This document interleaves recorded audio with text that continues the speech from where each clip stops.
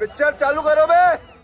तेल पर टैक्स कम करके प्रधानमंत्री मोदी ने बताया है कि जनता का हित सर्वोपरि है। अच्छा, दुनिया में तेल के दाम बढ़ रहे हैं, हमारे यहाँ लगातार स्थिर है। चुप कर बे कुत्ते। आज वेस्ट एशिया के युद्ध के कारण पूरे विश्व में एक गंभीर परिस्थिति उत्पन्न, ऊर्जा का एक संकट निरंतर चुनौतीपूर्ण होता चला जा रहा है। अमेरिका में 30% तक बढ़ी है पेट्रोलियम की कीमतें, यूरोप में 20% बढ़ी है, अफ्रीका में 50% बढ़ी। कहना क्या चाह रहे हैं भाई आप? इसके बावजूद इन विपरीत परिस्थितियों में जिस कुशलता के साथ प्रधानमंत्री जी नरेंद्र मोदी जी ने काम किया है, अभी बता दे भाई। खुद सुधांशु त्रिवेदी जी कह रहे हैं कि ऊर्जा का गंभीर संकट आया हुआ है पूरे एशिया में। पड़ोसी देशों के नाम लिए, वहाँ भी संकट है, वहाँ भी संकट है, वहाँ महंगा हो गया है। तो हमने ऐसी कौन सी अलादीन का चिराग हमारे पास है कि हमारे यहाँ कोई संकट ही नहीं है? बात तो सही है।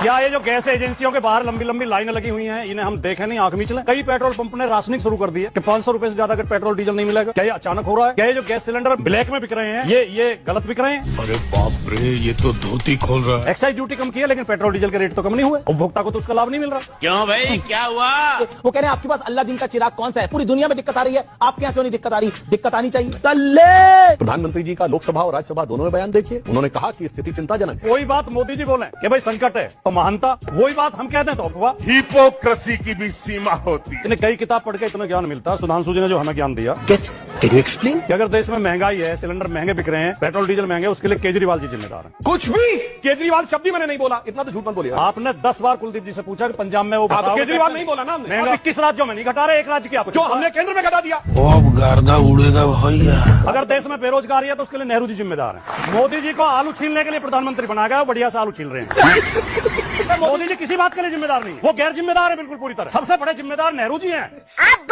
खत्म गया दलाल। ये तो लेने के देने पड़ गए।